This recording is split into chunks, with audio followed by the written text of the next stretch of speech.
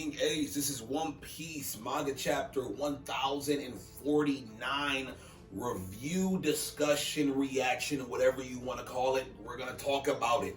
This was a good chapter. I actually really appreciated this chapter. Honestly, I really did.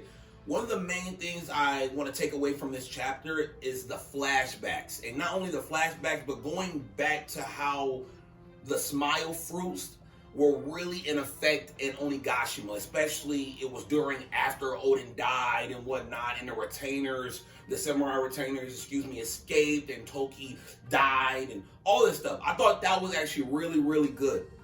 That was something that I really wanted to take away from this chapter. Everything else was pretty freaking great. We still saw Kaido kind of trying to go heads up with this Gear 5th giant bazooka King Kong from another dimension fist that's coming out the sky with the Conqueror's King Haki. We saw that. That's fire.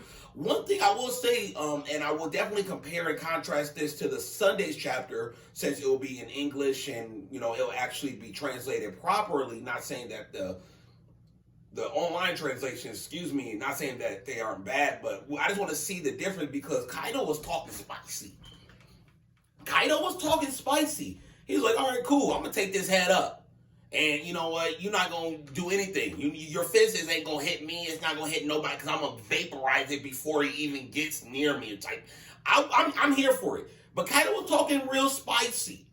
Real spicy. But the chapter essentially begins with Luffy still talking to Momo. You got to move Onigashima out the way because I'm coming down with the force of God. And I'm going to beat Kaido. Simple as that. I'm going to do it. Kaido is really running at Luffy's bluff. Kaido is calling Luffy's bluff, and he's gonna take it head on to the point where he comes out with I feel like it's an awakening for him because he's more like, it's not just a normal dragon mode. This is like flaming drum dragon.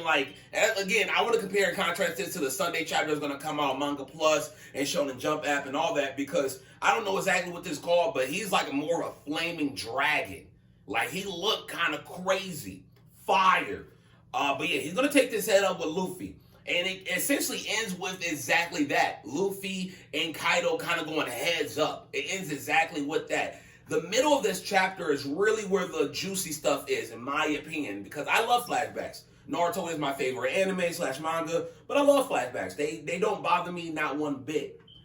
And the main part that I want to talk about is essentially and we already got some of this stuff, but the main part I want to talk about again is the smile fruits and how they were all kind of just holding on to this piece, and how there was Ringo and I want to say they're not the old retainers or whatnot, but the people who still believed in the Kozuki clan. So you got Udon, Ringo, Kibi, Hakamaru, all these guys, we know him. I'm saying we got all these guys who were still fighting alongside and for the right side of the Kozuki clan, Odin, Toki, all of them.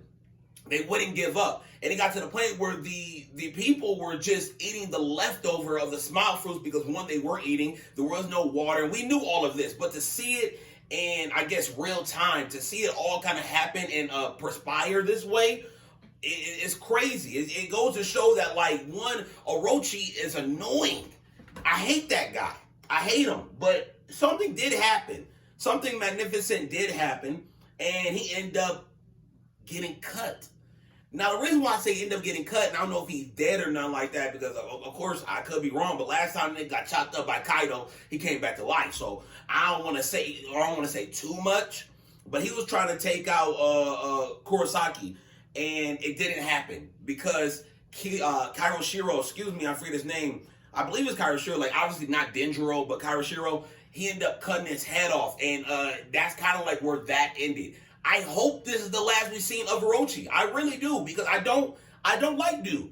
I'm ready to move on. And obviously, I think we are officially moving on from Orochi, because that whole flashback was entitling how evil and how much of a bitch Orochi was. But beyond that, it goes to show how much Kaido played a factor, but again, how much Orochi played a factor, and the Smile Devil Fruits, and how it was literally not Kaido's idea, but it was literally Orochi's idea to essentially mass produce these Smile Devil fruits and essentially like mess up the whole climate of Onigashima. You know, like, and pretty much like stall the order of Onigashima. And like when Orochi saw that they were doing this and they were hungry and all this stuff, he literally produced it and like went ahead with all of it. So I think he is dead, but I don't know. It's one of them situations where you look back and you're like, Jesus, man, like this is genuinely crazy. This is genuinely crazy. I really hope Orochi is dead. Because I'm not here for him no more. It's over. It's over. But it was good to see the flashback. I love how Kaido was talking spicy in this chapter. As always, I don't think Luffy's going to beat him. Genuinely, I really don't. Kaido, there's still so much more to Kaido. Like, the most we've seen of Kaido was in the King flashback when Kaido's walking by King. He was like, man, you be my right-hand man. And then 20 years ago when he fought Odin. And then we've seen a little bit with the God's Valley. But nothing truly of Kaido when he's young by himself. We didn't see anything yet. So I'm ready to see more of that from Kaido. But yeah, even in the flashback, we seen Kaido just trying to go after Momo 20 years ago before Toki obviously sent them all in the future and whatnot. And we see again Ringo and Umi and all of them just like trying to like fight back. We see Kaido in the Dragon Mode like literally just destroying everybody who supports the Kozuki clan. I don't know. It was one of those situations where I really appreciate it all, but I need to see more of Kaido. I need to see more of him in his flashback, more preferably in his perspective, because every time we see something, we don't necessarily see it in Kaido's perspective, but we see it in everybody else's. Like Odin, we've seen Kaido's perspective. For Odin, we've seen it in Odin's perspective of Kaido, essentially. Excuse me.